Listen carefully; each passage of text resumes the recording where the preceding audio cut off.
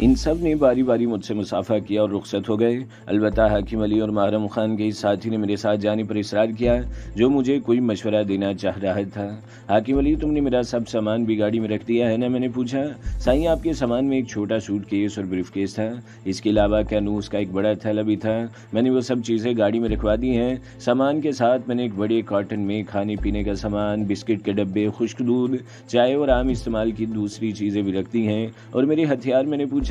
وہ تو سائیں سب سے پہلے میں نے گاڑی میں رکھوائی تھی۔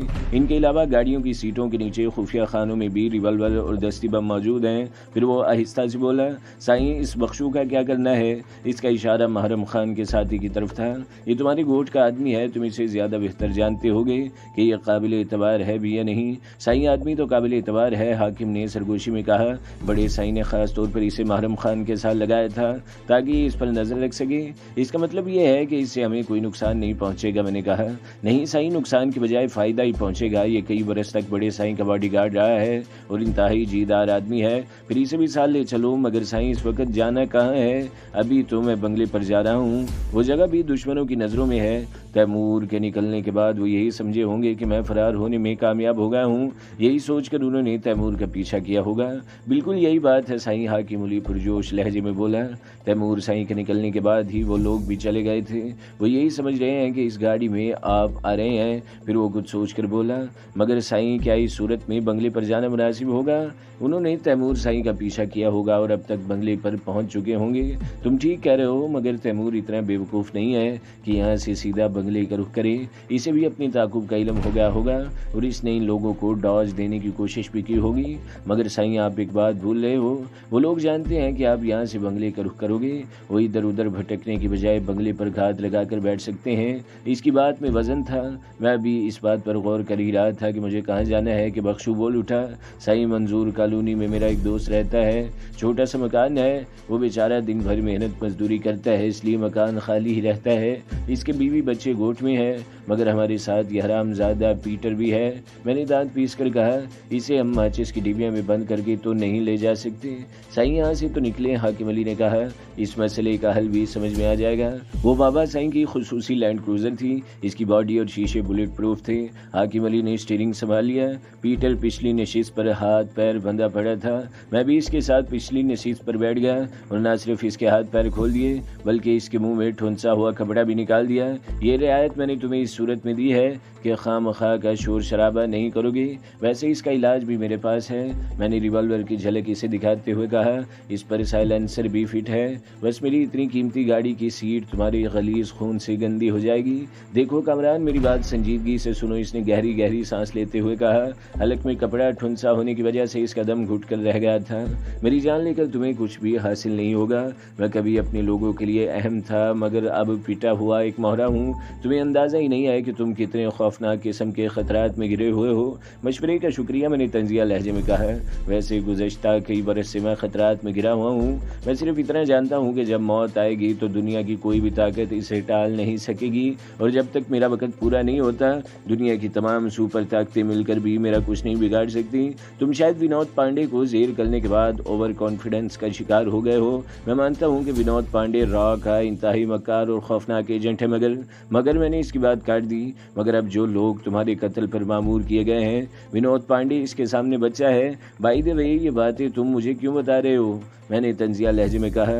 اگر تم سمجھ رہے ہو کہ میں تمہاری باتوں سے مرعوب ہو جاؤں گا تو اس خیال کو دل سے نکال دو۔ ویسے شاید تم بھی ان لوگوں میں سے ایک ہو جو میری جان لینا چاہتے ہیں، میں تمہاری اس بات سے انکار نہیں کروں گا، اس نے کہا۔ مگر اب جن لوگوں کو تمہارے پیچھے لگایا گیا ہے وہ پیشہ ور قاتل ہیں، اور ان میں سے کبھی کوئی آج تک ناکام نہیں رہا ہے۔ CIA، موساد اور را کے انتہائی شفاق ایجنٹ تمہارے خون کی بو پر لگے ہوئے ہیں۔ ٹریجڈی یہ ہے کہ ان کی سرپرستی تمہاری ملک کے چند اہم ذمہ دار سیاستدان اور بیوروکریٹس کر رہے ہیں۔ میں یہ سب کچھ پہلے سے جانتا ہوں، میں نے زہر آلود لہجے میں کہا۔ میں ان سیاستدانوں اور بیوروکریٹس کو بھی جانتا ہوں جو پیسے کی خاطر وطن کے آبرو کا سودا کرنے میں مصروف ہیں۔ میں نے محرم خان کی لسٹ کے نام یاد کرتے ہوئے کہا، میں اپنی آنکھوں اور کان کھلے رکھتا ہوں، اس لیے اب تک تم جیسے مسخروں کے ہتھے نہیں چڑھ سکا۔ مگر سوال پھر وہی ہے کہ تم یہ سب کچھ مجھے کیوں بتا رہے ہو؟ پھر میں ذرا توقف کے بعد بولا، بولا اگر تم یہ سمجھتے ہو کہ ان سب انفارمیشنز کے عوض میں تمہاری جان بخشی کر دوں گا تو یہ بھی تمہاری بھول ہے. میں کسی بھی قیمت پر تمہیں زندہ چھوڑنے کا رسک نہیں لے سکتا. رئیس عبدالرحیم خان کی قیمت پر بھی نہیں. پیٹر نے طنزیہ لہجے میں پوچھا. میرا خیال تھا کہ ان کی سلامتی کے خیال سے تم میری بات غور سے سنو گے. تم تو پچھلے کئی دن سے یہاں بندے پڑے ہو. تم بابا صحیح کے متعلق کیا جانو؟ میں نے بے یقینی سے کہا. یہ سب کچھ پری پلانڈ تھا کامران. پیٹر نے کہا.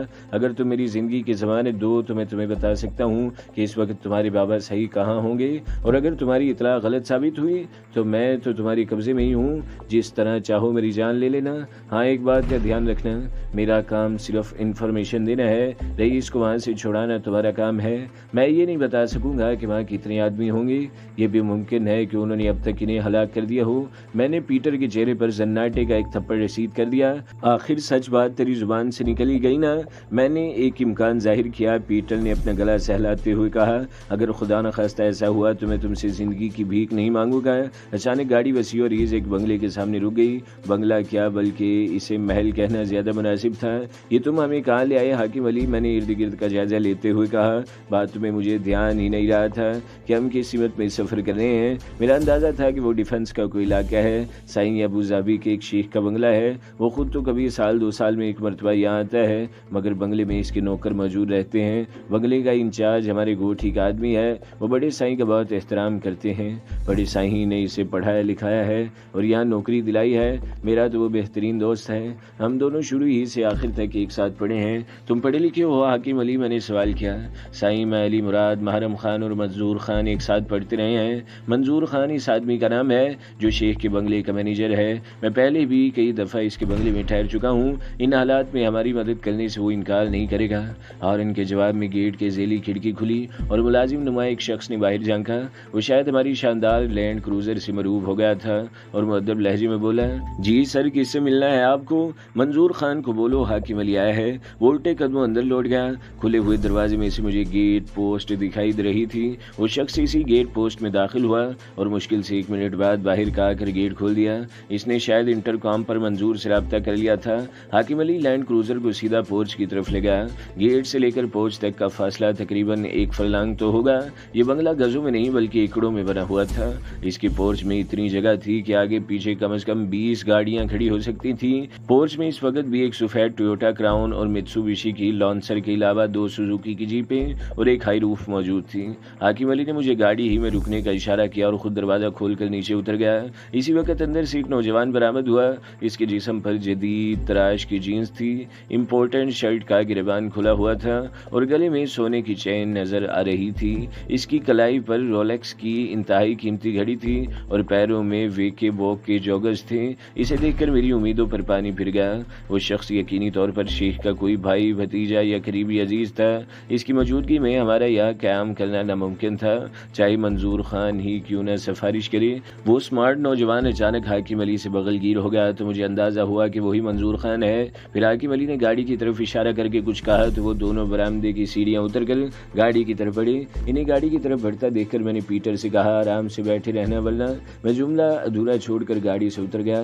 حاکم علی نے کہا یہ منظور خان ہے سائیں، میرا بچپن کا دوست اور بڑے سائیں کا منہ بولا بیٹا ہے. وہ ہمیشہ اس کا نام لینے کے بجائے اسے بیٹا کہہ کر مخاطب کرتے ہیں. پھر وہ منظور کی طرف متوجہ ہوا. آدھا منظور، یہ کامران ہے، سائیں ناصر مرحوم کا دوست اور بابا سائیں کا چاہیتا. منظور نے گہری نظروں سے سر تپا میرا جائزہ لیا. اس کے چہرے پر وہ مخلوص عقاب تھی جو اب تک مجھے بابا سائیں کے خاص لوگوں میں نظر آئی تھی. حتیٰ کہ اس شخص کی جھلک بخشو کے چہرے میں بھی تھی.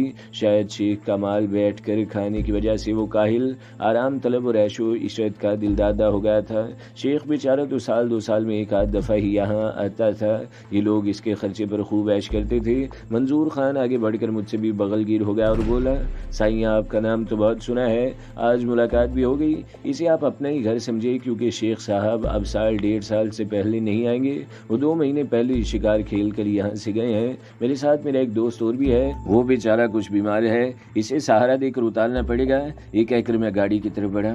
آپ تکلیف مت کریں سائیں، یہاں کئی لوگ ہیں جو سارا سال حرام کی تنخواہ وصول کرتے ہیں، آخر وہ کس دن کام آئیں گے. میرے دل میں تو آیا کہ کہہ دوں کہ ان حرام کھانے والوں میں تم بھی شامل ہو، مگر میں اپنی زبان کو روک گیا اور محض اتنا کہا میں اپنے دوست کو اتارتا ہوں तुम नौकरों से कहो कि वो गाड़ी से सामान उतार कर कमरे में पहुंचाएं। मैंने जानबूझकर इसे तुम कहकर मुखातिब किया था ताकि इसकी अना का गुब्बारा जो इंतहाई बुलंदियों पर उड़ रहा था वो कुछ नीचे आ जाए। मैंने दरवाज़ा खोलकर पीटर को सहारा देकर नीचे उतारा और मुस्कुराकर सरगोशी में बोला, खामोशी में ही तुम्हारी जिंदगी की जमानत है। फिर कदरी बुलंद आवाज में बोला, जॉनी फिक्र मत करो, तुम बहुत जल्द तंदुरुस्त हो जाओगे, मैं तुम्हें अच्छे डॉक्टर को दिखाऊंगा।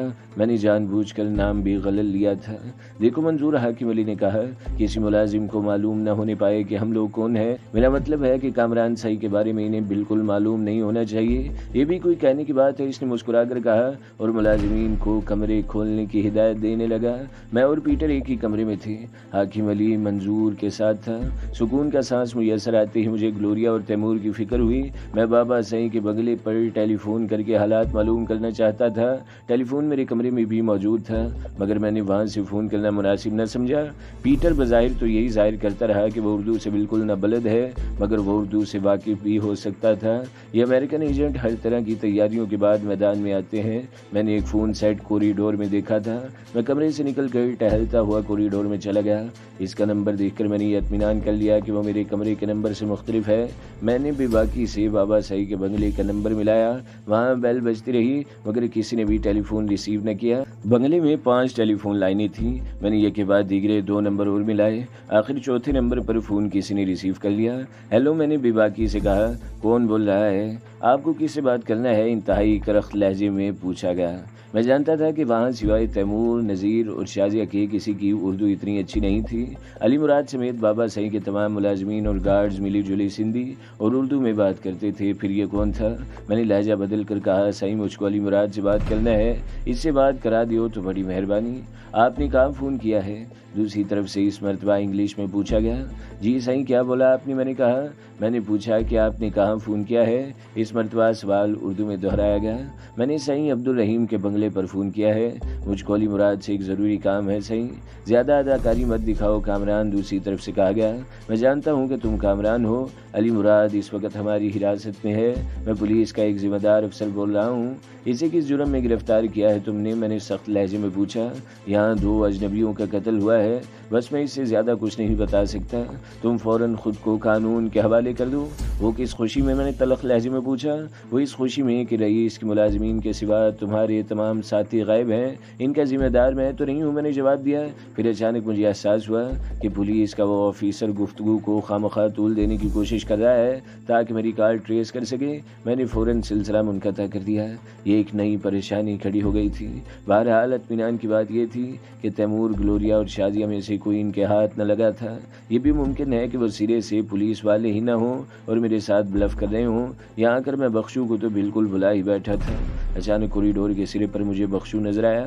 वो गन शाने से लटकाए मुस्तैद खड़ा था। मैंने इसे आवाज़ देकर बुलाया और कहा, बाबा मेरा ख्याल है कि हम सुबह गोड़ चले जाएं। तुम ये बात हाकिम अली को भी बता देना, मगर मंजूर खान या किसी के सामने मत करना।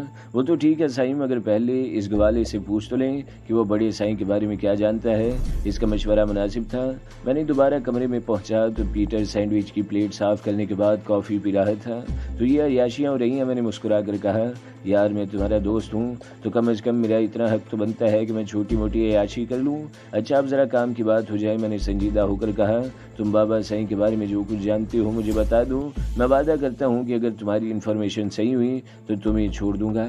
ऐसे नहीं, पीटर ने कॉफ़ी का घूंट लेकर मग रखते हुए कहा, अपनी मुकद्दस किताब पर हाथ रखकर कसम खाओ कि तुम मुझे जिंदा छोड़ दोगे। अपनी नापाक जुबान से मेरी किताब मुकद्दस का नाम भी मत लो।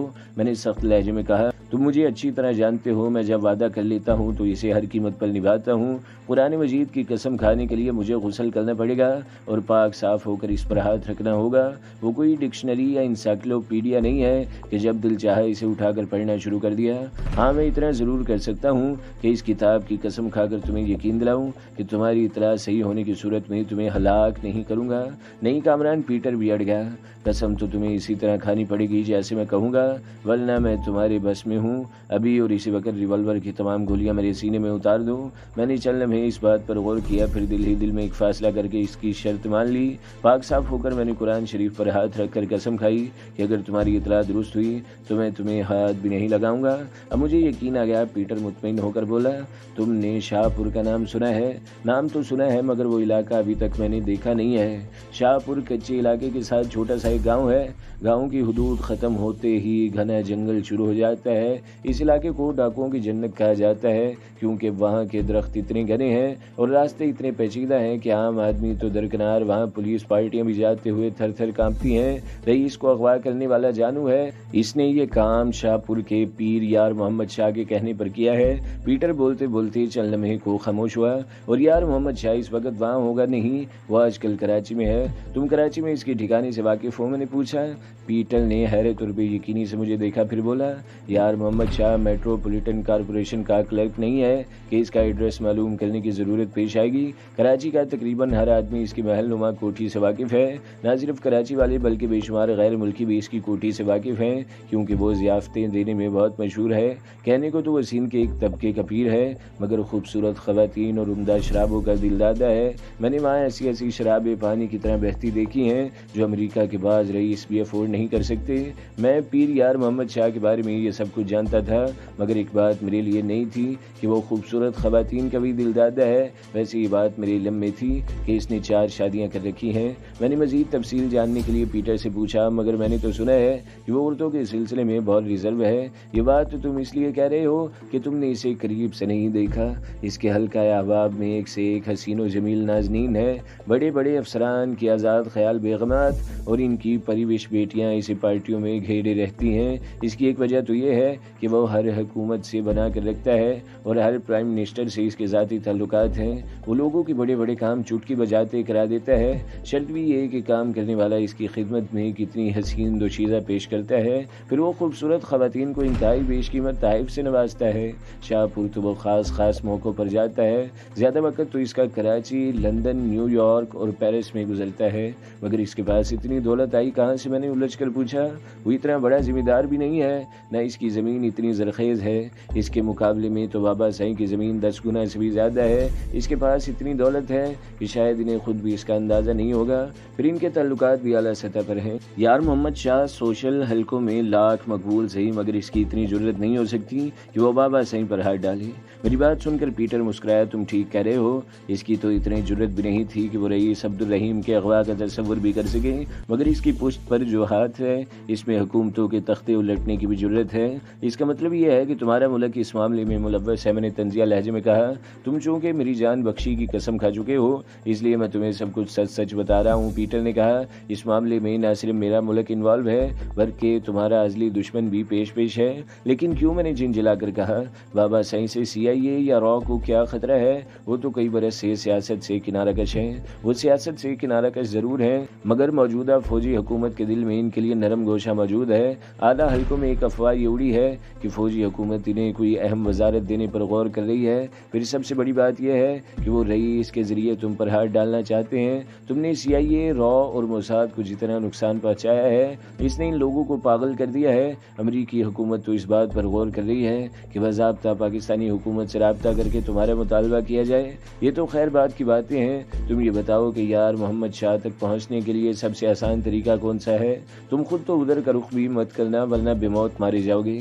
इसके बंगले के इर्द गिर्द न सिर्फ तरबियत याफ्ता गार्ड्स हैं, बल्कि बंगले के अंदर भी कदम कदम पर खतरनाक किस्म के गार्ड्स मौजूद हैं। वो लोग मशकूक शख्स पर फायर पहले करते हैं, नाम बाद में पूछते हैं। खैर देखा जाएगा।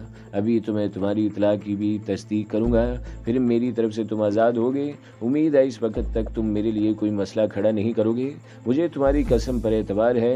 मैं वादा करता हूँ कि जब तक मुझे तुम्हारी तरफ से इजाज़त नहीं मिलेगी, मैं यहाँ से नहीं जाऊँगा, चाहे तुम मुझे कैद रखो या आज़ाद। फौरी तौर पर यार मोहम्मद शाह की तरफ जाना मकसूद था। پیٹر کے بیان کے مطابق یار محمد شاہ کو جانو نے اغوا کیا تھا، اس لیے بابا صحیح کے بارے میں معلومات وہیں سے مل سکتی تھی۔ محرم خان اگر زندہ ہوتا تو وہ مجھے جانو کے بارے میں بہت کچھ بتا دیتا۔ اچانک مجھے بخشو کا خیال بھی آیا، وہ بھی تو محرم خان کا ساتھی تھا اور خاصا طویل عرصہ اس کے ساتھ گزار چکا تھا، جانو کے بارے میں تو وہ بھی جانتا ہوگا۔ کہ سوچ میں گم ہو گئے کامران پیٹر نے پوچھا، میں سوچ رہا ہوں کہ میرے ساتھیوں کا کوئی سراغ نہیں مل رہا ہے، جب تک میرا ان سے رابطہ ہو جانو نہ جانے کیا کر بیٹھے۔ ویسے تم جانو کے بارے میں کیا جانتے ہو؟ میں اس کے بارے میں زیادہ نہیں جانتا، میں اتنا جانتا ہوں کہ وہ سندھ کے بڑے ڈاکوؤں میں سے ایک ہے اور اسے یار محمد شاہ سمیت سندھ کے کئی اور ذمہ داروں کی پشت پناہی بھی حاصل ہے۔ پیٹر، جہاں تم نے مجھے اتنی معلومات پہنچائی ہیں وہاں تم یہ بھی تو کر سکتے ہو کہ کسی نہ کسی طرح یار محمد شاہ پر دباؤ ڈالنے میں میری مدد کرو۔ سوری کامران، پیٹر نے صاف انکار کر دیا، مجھے اگر مرنے کا اتنا ہی شوق ہوتا تو تم سے اپنی جان بخشی کیوں کراتا؟ میرے بڑوں کے کانوں میں اگر بھنک بھی پڑ گئی تو وہ مجھے گولی سے اڑا دینے میں دیر نہیں کریں گے اور اس کا الزام بھی کسی نہ کسی طریقے سے تمہارے سر موڑ دیں گے اور کوشش کریں گے۔ تمہیں اندازہ نہیں ہے کہ تم خود کتنے بڑے خطرے سے دوچار ہو۔ دنیا کے 3 سفاک قاتل اینتھونی، جیرالڈ اور گوپال داس پورے شہر میں صرف تمہیں بلکہ اس امریکن لڑکی گلوریا کو بھی پاگل کتوں کی طرح تلاش کر رہے ہیں۔ ان میں سے ہر شخص اکیلا 10 تربیت یافتہ کمانڈوز پر بھاری ہے۔ ان کے پاس ایسا جدید اسلحہ ہے جس کا تم نے کبھی نام بھی نہیں سنا ہوگا۔ میری مانو تو کچھ دنوں کے لیے انڈر گراؤنڈ چلے جاؤ یا پھر یہ ملک ہی چھوڑ دو۔ یہ اتنے سفاک قاتل ہیں کہ اپنے شکار کو تڑپنے کا موقع بھی نہیں دیتے، اور سب سے اہم بات یہ ہے کہ ان تینوں میں سے کسی کے کریڈٹ میں آج تک کوئی ناکامی نہیں ہے۔ تم شاید یہ نہیں جانتے کہ میرے کریڈٹ میں بھی ابھی تک ناکامی کا کوئی لیبل نہیں ہے۔ اگر میری زندگی کے دن پورے ہو چکے ہیں تو اور بات ہے، ویسے ایسے 10 قاتل بھی میرا بال بیکا نہیں کر سکتے۔ ویسے تمہاری ہمدردی اور مشوروں کا بہت شکریہ، اب تم اپنے کمرے میں جاؤ، میں نے ہنس کر کہا۔ پیٹر وہاں سے اٹھ کر کمرے میں چلا گیا۔ ویسے میں نے گارڈز کے علاوہ حاکم علی اور بخشو کو بھی ہدایت کر دی تھی کہ اگر پیٹر یہاں سے فرار ہونے کی کوشش کرے تو اسے بے دریغ گولی مار دی جائے۔ اس کی روانگی کے بعد بخشو کو بلایا تو وہ حیران ہونے کے ساتھ ساتھ خوفزدہ بھی تھا۔ حکم سائنس نے سر جھکا کر کہا، بخشو تم محرم خان کے ساتھ کتنے عرصے سے ہو؟ میں نے نرم لہجے میں کہا۔ سائیں 3-3.5 سال کے قریب تو ہو گئے ہیں، اس نے سوچتے ہوئے بولا۔ تم جانو کو جانتے ہو؟ میں نے اچانک پوچھا۔ بخشو نے چونک کر میری طرف دیکھا، پھر بولا، سائیں آپ بیلے کے جان محمد ڈاکو کی بات کر رہے ہیں؟ ہاں، میں اسے اچھی طرح جانتا ہوں۔ تو دوستو، اگلی قسط سننے کے لیے ہمارے چینل کو ضرور سبسکرائب کریں، ویڈیو کو لائک کریں اور بیل کے آئیکن پر بھی کلک کر دیں تاکہ ہر جو آنے والی ویڈیوز ہیں وہ آپ کو سب سے پہلے ملتی رہیں۔